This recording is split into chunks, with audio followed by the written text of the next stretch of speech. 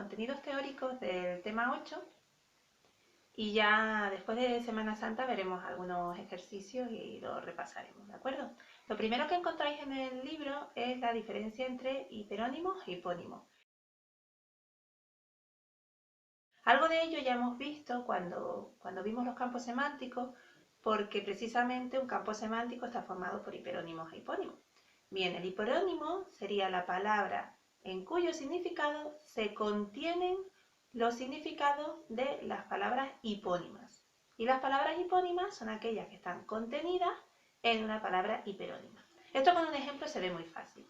La palabra animal sería el hiperónimo y pues, los nombres de los animales concretos, perro, gato, serpiente, lo que sea, pues serían las palabras hipónimas. Esto es bastante interesante cuando vamos a escribir, porque hacer uso de sinónimos, hiperónimos, hipónimos, nos puede hacer que no repitamos tanto la misma palabra. Imaginaos que vosotros vais a hacer un texto sobre un perro y queréis hablar de ese perro, ¿no? Por ejemplo, un perro se ha escapado.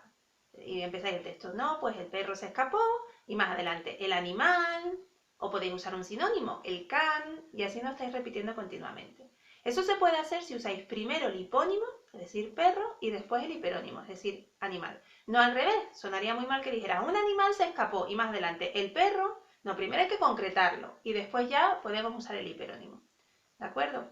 Bueno, pues ejemplos de hiperónimos y hipónimos, pues hay mil, ¿no? Por ejemplo, pues los muebles, los tipos de muebles, pues mesa, armario, etcétera. Ahí tendríais otro ejemplo.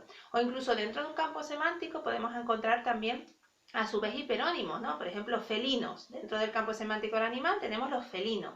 Y dentro de los felinos, pues tenemos a los gatos, a los tigres, a los leones, etcétera. ¿De acuerdo? Bueno, pues esto es muy sencillo. Hay algún ejercicio que os propondré de este tema, pero bueno, ya la veremos más adelante. Ahora, lo siguiente que tenéis es la cuestión de la ortografía.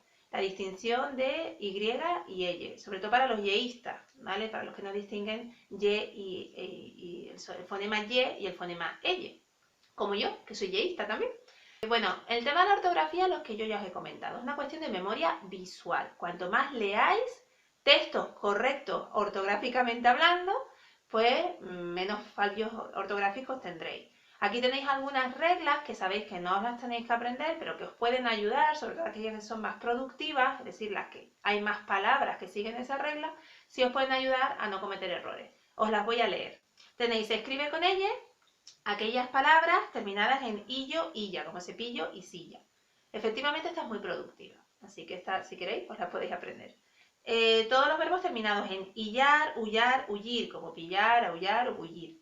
Y ya se escriben con Y, pues las formas verbales que tienen el sonido Y, pero que no aparece ni la L ni la Y en su infinitivo. Y sin embargo en su conjugación sí que tienen ese sonido. Entonces eso se escribe con Y. Ejemplos que tenéis ahí, pues yendo, cayó, concluya, incluyendo. Yendo es algo que es algunos que a veces tenéis problemas. Después está la sílaba yer y yec, como yermo o inyectar. Las palabras en las que el sonido Y va tras los prefijos ad, dis y sub, como adyacente, disyunción, subyacer. Y por último, los plurales de aquellas palabras que a su vez se terminan en Y, como ejemplo, rey, reyes. Bueno, tenemos ahí algunos ejercicios, los haremos más tarde, después de Semana Santa, el 1, 3 y el 5. Y ahora me voy a saltar un par de páginas y me voy a ir a los textos argumentativos, que lo tenéis en la página 159. Bien, los textos argumentativos son aquellos textos que pretenden convencer de una idea, dan una serie de argumentos para convencernos de esa idea. A diferencia de los textos expositivos, los textos argumentativos son subjetivos, completamente subjetivos. Es la opinión de quien crea ese texto, ¿de acuerdo? Y pretende convencer a los destinatarios de ese texto, utilizando, ya os digo, argumentos, ¿vale? Entonces eso es muy importante. La idea que defiende un texto argumentativo se llama tesis. Y la estructura de un texto argumentativo es igual que la de un texto expositivo. Suele haber una introducción, un desarrollo y una conclusión, que digamos que resume la idea, la tesis que se está defendiendo. Bien, entonces muy importante al ser subjetivo, tiene una serie de características lingüísticas. Para empezar, puede aparecer la primera persona. tanto en singular como en plural, es bastante frecuente. Incluso la segunda persona, la persona a la que se apela, porque una de las funciones muy importantes del texto argumentativo es la función apelativa, ¿vale? Generalmente las palabras aluden más a los significados connotativos frente al texto expositivo, que era el denotativo. Aquí se va a usar más esos significados connotativos, esos que adquieren nuevos significados, nuevas valoraciones, nuevas interpretaciones. Generalmente va a haber más adjetivos, muchas veces que el expositivo, porque se aprecia más, se dan más cualidades, y generalmente las frases son más largas, usan más en la subordinación porque está argumentando y justificando, ¿vale? Esas son algunas de las características lingüísticas de los textos argumentativos. Tenéis ahí además que os aparecen, pues expresiones valorativas o recursos expresivos, incluso figuras literarias podrían salir. Bien, tenéis en el libro también los tipos de argumentos. Es verdad que nosotros al argumentar podemos utilizar distintos tipos de argumentos, ¿no? Tenéis en el libro el analógico, que es usar algún tipo de comparación. El de autoridad, este es muy típico. Según la OMS, ¿no?, la Organización Mundial de la Salud, y entonces eso ya aporta pues más veracidad a lo que nosotros estamos intentando argumentar.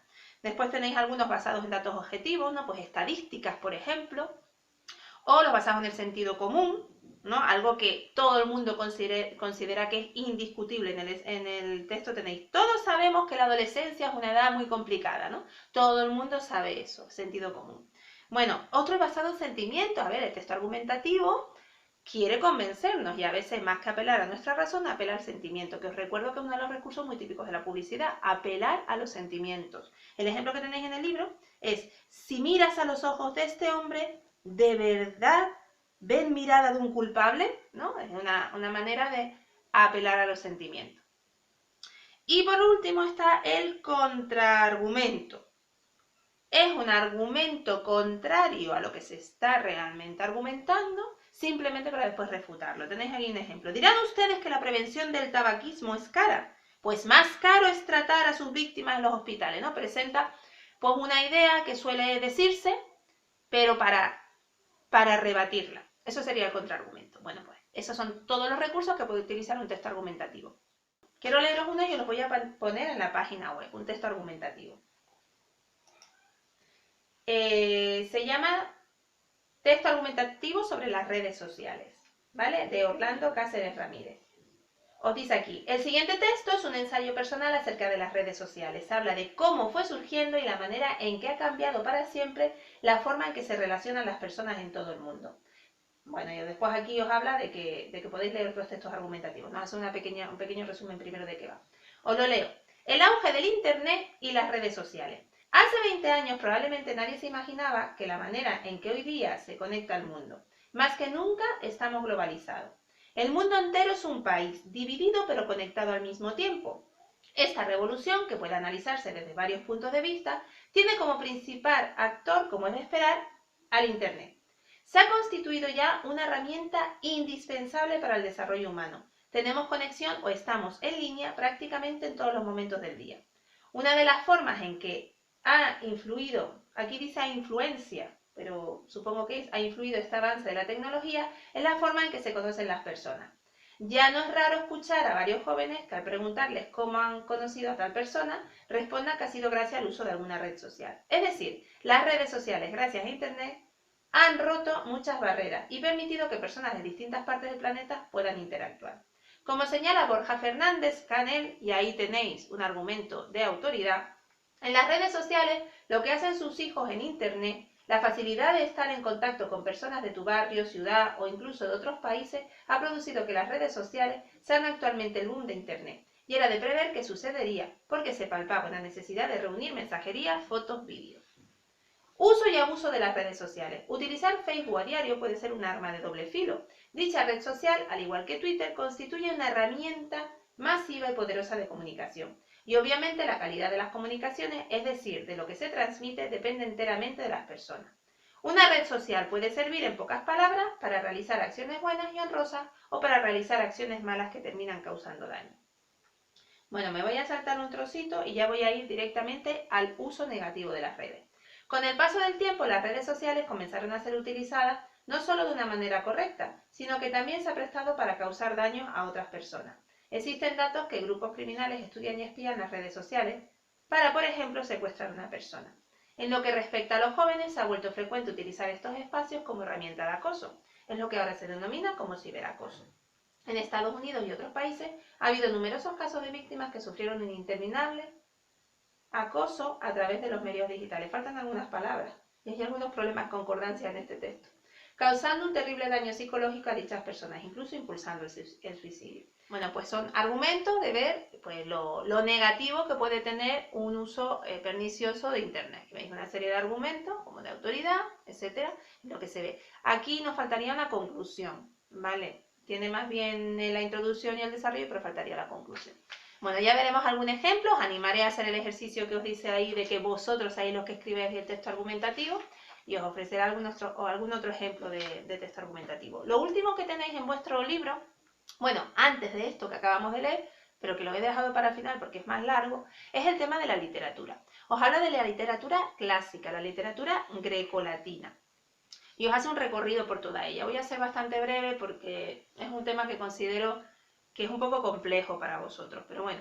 En la literatura griega lo divide en tres épocas: en la época arcaica, en la poesía lírica, en la época arcaica, en el periodo clásico y por último en la época alejandrina. En la época arcaica, sobre todo tenemos la epopeya, que ya la conocéis porque tiene que ver con Homero y la Ilíada y la Odisea. La Ilíada es la que cuenta la guerra de Troya, que la hemos visto aquí. Acordaos que los griegos fueron a conquistar Troya, atacaron Troya y la asediaron durante 10 años porque supuestamente París, príncipe troyano, había raptado a Helena de Troya, que realmente no es troyana, la llaman Helena de Troya, pero es griega, y era la mujer de Menelao, y supuestamente eso fue lo que causó la guerra de Troya, ¿vale?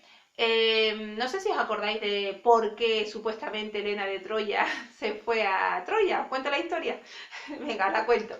A ver, esta era en una boda, la Discordia, la diosa Discordia, que no había sido invitada, pues enfadada, tiró una manzana dorada que decía a la más bella. Entonces 3 diosas se pelearon por ella.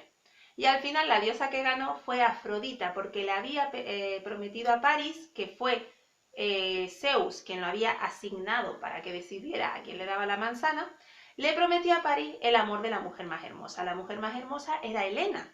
Y entonces cuando se la llevó, como ella estaba casada, supuestamente eso fue lo que generó toda la guerra de Troya.